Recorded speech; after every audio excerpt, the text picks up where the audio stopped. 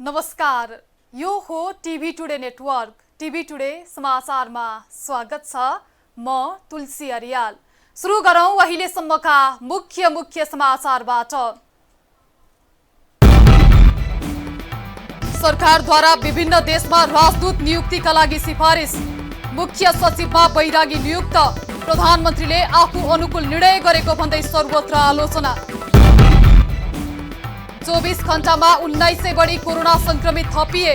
काठमाडौँ उपत्यकामा मात्रै 900 बढीमा संक्रमण पुष्टि। मृत्यु हुनेको संख्या 500 नाग्यो। रानी पोखरीको बाल गोपालेश्वर मन्दिरमा गजुर प्रतिस्थापन। 33 लाख खर्चमा सुनको लेपन लगाइएको गजुर राखियो। मूर्तिहरूको प्रतिस्थापनपछि छिट्टै उद्घाटन गरिने। कोभिडका कारण हवाई क्षेत्रमा मात्रै 4 अर्बको आय गुम्यो। 38% यात्रु संख्यामा गिरावट। विमानस्थलमा भने सुधार भएको उद्यान प्राधिकरणको दावी। र क्रिकेटरको वर्गीकरण सम्बन्धी आफ्नो निर्णयबाट क्यानपछि हट्यो। नाम परिमार्जन गर्ने निर्णय। सुझाव सहितको प्रतिवेदन दिन निर्धारण समितिलाई आग्रह। अब समाचार विस्तारमा। सरकारले मुख्य सचिवमा शंकरदास बैरागीलाई नियुक्त गरेको छ। मन्त्री परिषदको बिहीबार बिहान बसेको बैठकले बैरागीलाई मुख्य सचिवमा नियुक्त गर्ने निर्णय गरेको हो। यस्तै भर्खरै मुख्य सचिव पदबाट राजीनामा दिनुभएका लोकदर्शन रेग्मीलाई बेलायतका लागि राजदूतमा सिफारिस गरिएको छ। परराष्ट्र सेवातर्फ रहनुभएका बैरागीले यही असोज 21 गतेबाट अवकाश पाउँदै हुनुहुन्थ्यो। रेग्मीले आफ्नो कार्यकाल सकिनु 2 साता अघि नै राजीनामा दिएपछि बैरागीका लागि बाटो खुला भएको हो। यस्तै मन्त्री परिषद बैठकले पूर्व अर्थमन्त्री डाक्टर युवराज खतिवड़ालाई अमेरिकाको राजदूतमा सिफारिस गर्ने निर्णय गरेको छ। अर्थमन्त्रीबाट करिब 1 महिना अघि राजीनामा दिनुभएका खतिवड़ालाई प्रधानमन्त्री केपी शर्मा ओलीले आफ्नो आर्थिक सल्लाहकारमा नियुक्त गर्नुभएको थियो। लगत्तै उहाँलाई अमेरिकाका लागि राजदूतमा सिफारिस गरेपछि सरकारको यो निर्णयको सामाजिक सञ्जाल लगायत विभिन्न माध्यमबाट आलोचना भइरहेको छ। साथै सत्तारूढ दल नेपाल कम्युनिस्ट पार्टीका अध्यक्ष पुष्पकमल दाहाल पक्षका नेताहरूले समेत विरोध गरिरहेका छन्।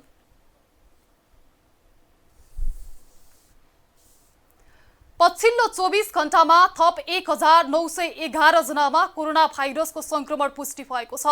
स्वास्थ्य तथा जनसङ्ख्या मन्त्रालयका अनुसार 12,444 पीसीआर परीक्षण भएकोमा महिला 628 र पुरुष 1,283 जनामा संक्रमण देखिएको हो। बिहीबार काठमाडौँ उपत्यकामा मात्रै 943 जनामा कोरोना संक्रमण पुष्टि भएको छ। काठमाडौँमा 817, ललितपुरमा 68 र भक्तपुरमा 58 जनामा संक्रमण देखिएको हो।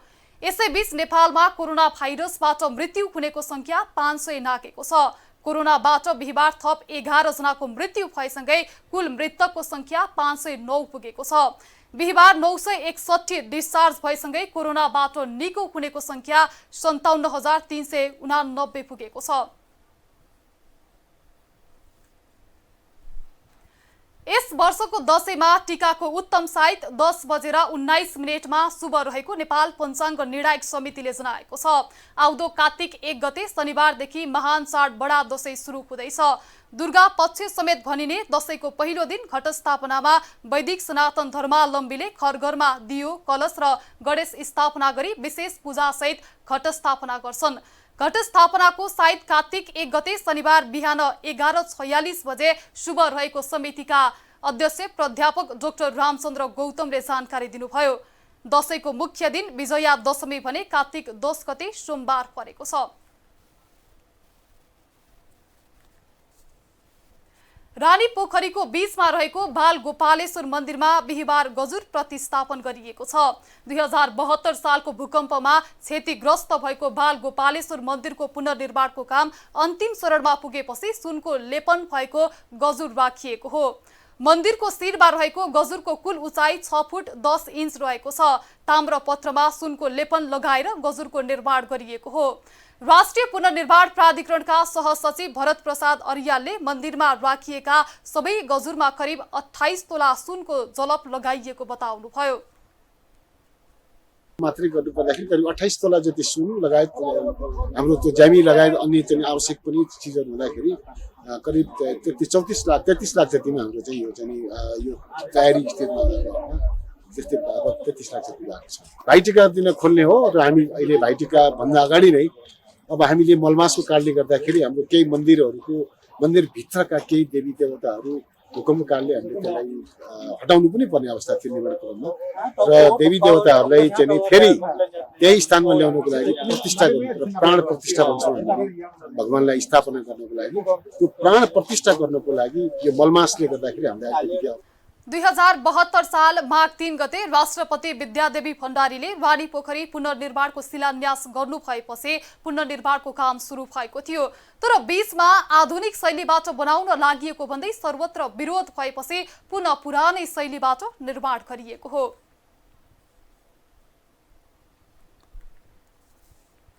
कोभिड-19 का कारण नेपालको हवाई क्षेत्रले मात्रै करिब 4 अर्ब बराबर आय गुमाउनु परेको नेपाल नागरिक उड्डयन प्राधिकरणले जनाएको छ। प्राधिकरणका महानिर्देशक राजन पोखरेलले प्राधिकरणले मात्रै आर्थिक वर्ष 2076-77 मा 43% आमदानी गुमाएको प्राधिकरणका महानिर्देशक राजन पोखरेलले बताउनुभयो। आन्तरिक उडानतर्फ यो वर्ष 36 देखि 38% यात्रु संख्यामा गिरावट आउने उहाँले बताउनुभयो। क्षेत्रमा पुनः 19 को अर्थ फर्कनु लागि हामीले 2024 गर्नुपर्छ। यो अवधि भनेको हाम्रो रिकभरी गर्ने अवधि हो र 24 मा हामी पूर्ण रूपमा चाहिँ पहिलेको अवस्थामा आउन सक्छौँ। भार हरेक क्षेत्रले सहन गर्नु परेको छ। नागरिक उड्डयनको क्षेत्रमा निजी क्षेत्रको मात्रै करिब 1 खरबको लागि छ। नेपाल वायुसेवा निगम र प्राधिकरण जस्ता सरकारी संस्थाको कुरा गर्ने हो भने यो कोभिडको प्रभावका बीच प्राधिकरणले त्रिभुवन अन्तर्राष्ट्रिय विमानस्थल सुधारका लागि उल्लेखनीय काम गरेको पनि दावी गर्नुभएको छ। विमानस्थलमा नयाँ प्रस्थान कक्ष निर्माण सम्पन्न भएर सञ्चालनमा आएको छ। समाचारमा पालो छोटो विश्रामको।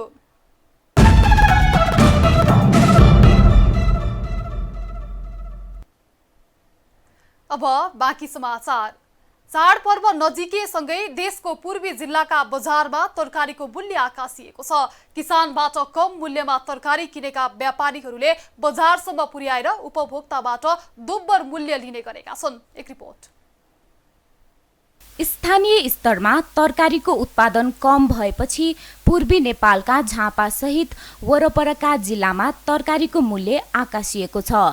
दैनिक उपभोगमा आउने आलु, काउली, गोलभेडा लगायतका तरकारीको मूल्य दोब्बरले वृद्धि भएपछि उपभोक्ताहरू मारमा परेका छन्। अहिले अब साग महँगो छ, खुर्सानी महँगो छ, प्याज महँगो छ, आलुदेखि लिएर सबै बढेको छ। अहिले जहाँ पनि सब्जी भनेको अहिले सस्तो केही छैन। प्याज छुन सकिँदैन, टमाटर छुन सकिँदैन हैन। अब इस्कुस अब पहिले 20 रुपियाँ किलो पाउँथ्यो, 60 रुपियाँ किलो खानु परेको छ। सबै सस्तो भनेको यहाँ लकडाउन पनि छ, पैसा पनि छैन, सब्जी पनि महँगो, गाह्रो। व्यापारीलाई पनि महँगो किने होला हैन।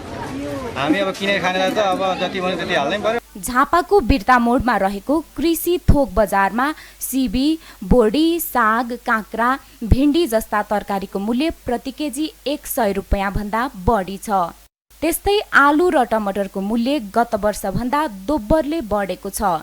पूर्वकै प्रमुख कृषि उपज केन्द्र बिर्ता मोडमा समेत झापामा उत्पादन भएका तरकारी छैनन्। अहिले भारत र नेपालकै पहाडी जिल्लाबाट मात्र तरकारी आउने गरेको छ।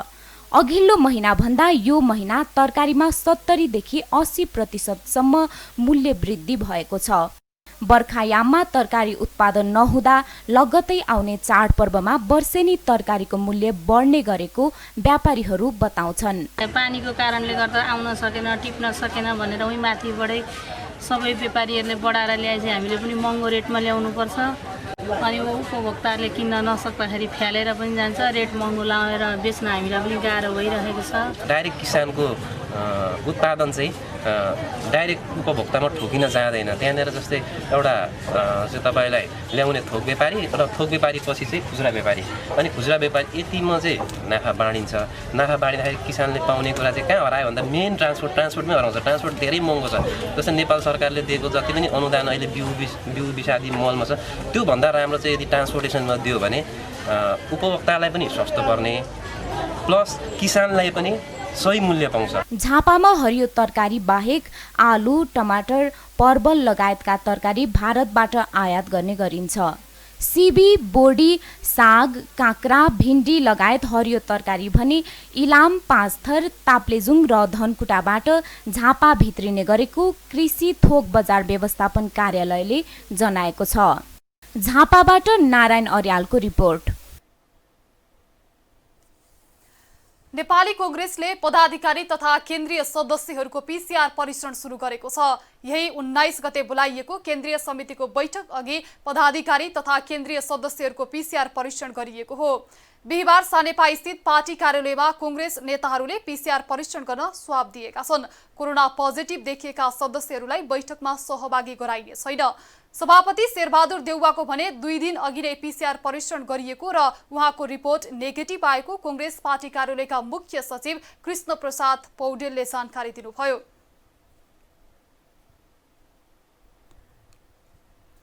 युनिसेफ नेपालको आर्थिक तथा किडाक नेपालको प्राविधिक सहयोगमा दैलेखको दुल्लो अस्पतालमा खानेपानी तथा स्वच्छता विकास सम्बन्धी कार्यक्रम सम्पन्न भएको छ। अस्पतालमा भएका खानेपानीमा सरसफाई तथा स्वच्छतासँग सम्बन्धित विभिन्न भौतिक संरचनाहरूको मर्मत, सुधार र स्तर उन्नतिका साथ नयाँ संरचना निर्माणमा सहयोग गरेको हो।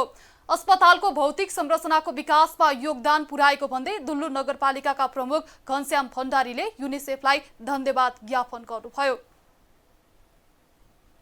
किडाक नेपाल र युनिसेफको सहयोगमा दुल्लु नगरपालिकामा युरोकार्ड, त्यसपछि गएर ह्यान्डलेट स्ट्यान्डहरू र केही सामग्रीहरू जो बचाएको छ, यसले हाम्रो यहाँ मार्तेतोदेखि लिएर अस्पतालको विकासका लागि केही महत्त्वपूर्ण योगदान पुगेको छ। र युनिसेफ तथा किडाका कार्यक्रम व्यवस्थापक नवीन शाहीले कोभिडको उच्च मारमा परेको दुल्लो अस्पतालमा विभिन्न समस्यालाई मध्यनजर गर्दै अत्यावश्यक सामग्रीहरू र स्वास्थ्यमा आवश्यक सहयोग गरिएको बताउनुभयो।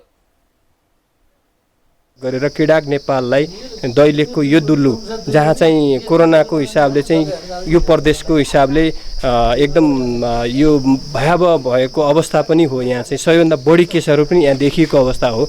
त्यसै सबैको टार्गेट पनि युनिसेफले अस्पतालमा सेन्सरवाला धारा, शौचालय निर्माण र मर्मत, फोहोर व्यवस्थापनका लागि डस्टबिनहरू लगायत विविध भौतिक सुधारका लागि सहयोग गरेको छ।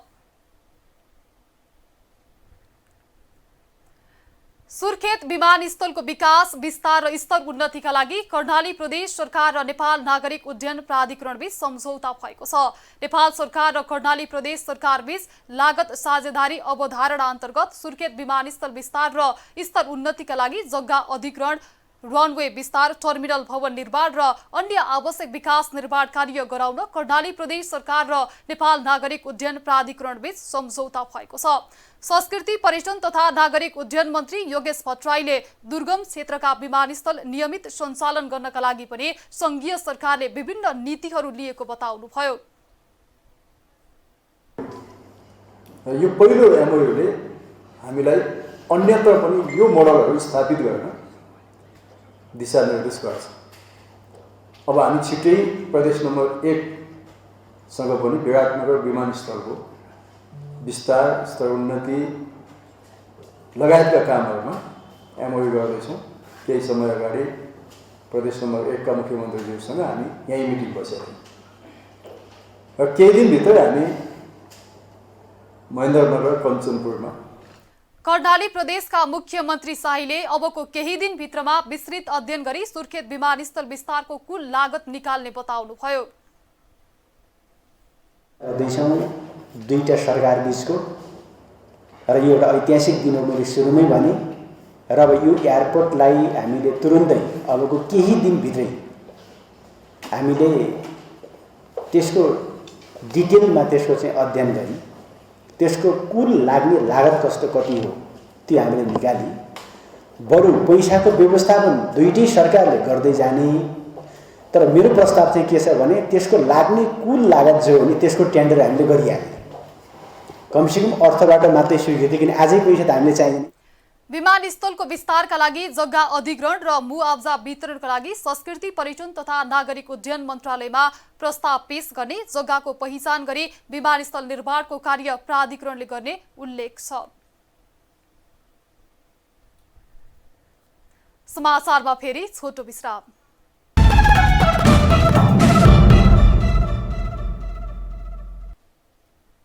अब आर्थिक समाचार।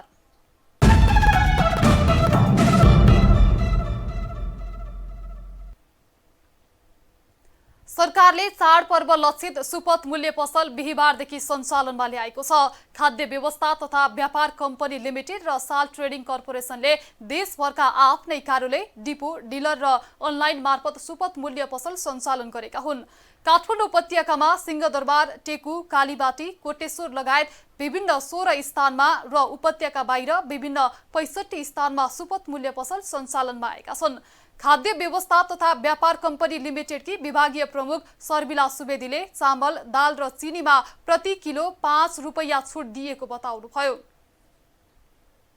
हामीले सहुलियत मूल्यको पसल सञ्चालन गर्न असमर्थ नै रह्यौँ। यसको मुख्य कारण भनेको चाहिँ यो हाल विश्वव्यापी रूपमा फैलिएको कोभिड-19 को पेन्डेमिक नै हो र जति धेरै स्टलहरू भयो त्यति नै मान्छेको भिडभाड हुने र सङ्क्रमणको जोखिम पनि हुने भएको हुनाले यसपालि चाहिँ हामीले आफ्नै आउटलेटहरूबाट चाहिँ बिक्री प्रबन्ध मिलाएका हौँ।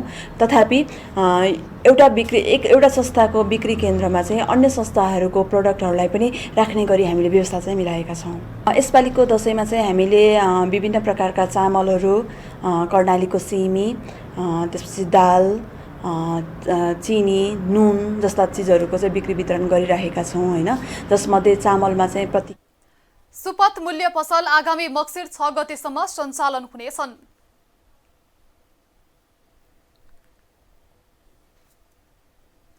नेपाल धितोपत्र बोर्डले सम्पत्ति शुद्धिकरण निवारण सम्बन्धमा धितोपत्र व्यवसायको जोखिममा आधारित सुपरिवेक्षण म्यानुअल 2077 बिहीबारदेखि कार्यान्वयनमा ल्याएको छ।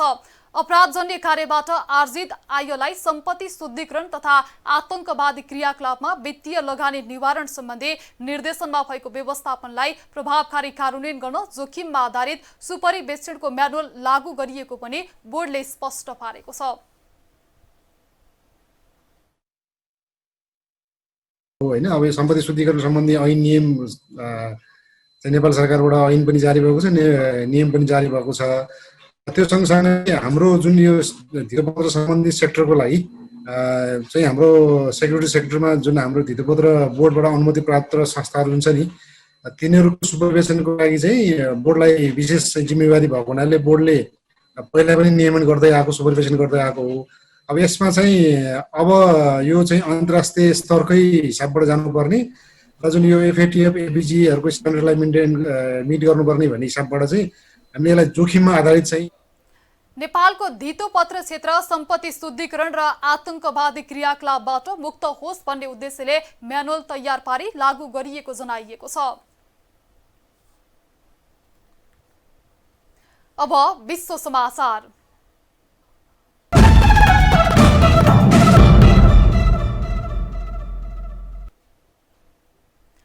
रुसी राष्ट्रपति भ्लादिमिर पुटिनका आलोचक एलेक्सीले आफूलाई विष खुवाइनुमा राष्ट्रपति पुटिन जिम्मेवार रहेको आरोप लगाउनु भएको छ। गत अगस्त 20 मा विमानमा बेहोस भएपछि उहाँलाई आपतकालीन अवतरण गर्दै अस्पताल भर्ना गरिएको थियो। लामो समय अचेत रहनुभएका उहाँको हालै मात्र होस खुलेको छ। सरकारी भ्रष्टाचार विरुद्ध कडा रूपमा प्रस्तुत भएका कारण उहाँमाथि कयौं पटक भौतिक आक्रमण भइसकेको छ।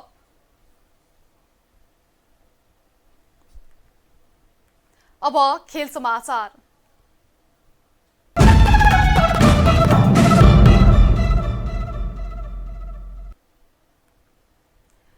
क्यानले महिला तथा पुरुष क्रिकेट खेलाडीको वर्गीकरण परिमार्जन गर्ने निर्णय गरेको छ। असोज 6 गते चितवनमा सम्पन्न क्यानको बोर्ड बैठकले 18 जना पुरुष र 19 जना महिला खेलाडीलाई विभिन्न श्रेणीमा वर्गीकरण गरेकोमा केही महत्त्वपूर्ण खेलाडीको नाम छुटेको भन्दै क्यानले परिमार्जन गर्ने निर्णय गरेको हो। क्यानका अध्यक्ष चतुरबहादुर चन्दले विज्ञप्ति जारी गर्दै क्यानले वर्गीकरण निर्धारण समितिलाई दुवै टिमका कप्तानसँग छलफल गरेर सुझाव सहितको नयाँ वर्गीकरण प्रतिवेदन बोर्डमा पेश गर्न अनुरोध गरेको जानकारी दिनुभएको छ। विश्व भर्चुअल तेक्वान्दो महोत्सवका लागि अन्तर्राष्ट्रिय निर्णायकमा नेपालका अशोक खड्का छनौट हुनुभएको छ। युएसए वर्ल्ड क्लास तेक्वान्दो संघको आयोजनामा आगामी अक्टोबर 10 देखि 18 तारिकसम्म सञ्चालन हुने तेक्वान्दो महोत्सवमा विश्वभरबाट 5 जना निर्णायक छनौट गरिएकोमा एसियाबाट छनौट हुनेमा उहाँ एक्लो निर्णायक हुनुहुन्छ। यसअघि पनि अमेरिकन तेक्वान्दो युनियनको आयोजनामा भएको कोभिड-19 भर्चुअल तेक्वान्दो प्रतियोगितामा निर्णायकको भूमिका निर्वाह गरिसक्नु भएको उहाँले निर्णायकको भूमिका निर्वाह गरे बापत दैनिक 100 अमेरिकी डलर पारिश्रमिक पाउनुहुनेछ। समाचार सकियो। समाचारबाट बिदा लिनु पूर्व मुख्य समाचार फेरि एकपटक। सरकारद्वारा विभिन्न देशमा राजदूत नियुक्तिका लागि सिफारिस। मुख्य सचिवमा बैरागी नियुक्त। प्रधानमन्त्रीले आफू अनुकूल निर्णय गरेको भन्दै सर्वत्र आलोचना। 24 घण्टामा 1900 बढी कोरोना संक्रमित थपिए। काठमाडौँ उपत्यकामा मात्रै 900 बढीमा संक्रमण पुष्टि। मृत्यु हुनेको संख्या 500 नाग्यो। रानी पोखरीको बाल गोपालेश्वर मन्दिरमा गजुर प्रतिस्थापन। 33 लाख खर्चमा सुनको लेप लगाइएको गजुर बाँकियो। मूर्तिहरूको प्रतिस्थापनपछि छिट्टै उद्घाटन गरिने। कोभिडका कारण हवाई क्षेत्रमा मात्रै 4 अर्बको आय गुम्यो। 38% सम्म यात्रु संख्यामा गिरावट। विमानस्थलमा भने सुधार भएको उद्यान प्राधिकरणको दावी। र क्रिकेटरको वर्गीकरण सम्बन्धी आफ्नो निर्णायकबाट क्यान पछि हट्यो। नाम परिवर्तन गर्ने निर्णय। सुझाव सहितको प्रतिवेदन दिन निर्धारण समितिलाई आग्रह। हामीलाई TV today Nepal apps download गरी विश्वभर प्रत्यक्ष हेर्न सक्नुहुनेछ। साथै www.tvtoday.news.com मा गई हेर्न र पढ्न सक्नुहुनेछ भने फेसबुक, युट्युब र ट्विटरमा समेत फलो गर्न सक्नुहुनेछ। विकास निर्माण र जनसरोकारका विषयमा हाम्रो आवाज जारी छ। अहिलेलाई सम्पूर्ण समाचार युनिटका साथ म तुलसी अरियाल पनि बिदा चाहन्छु। टिभी टुडे एचडी हेर्दै गर्नुहोला। नमस्कार।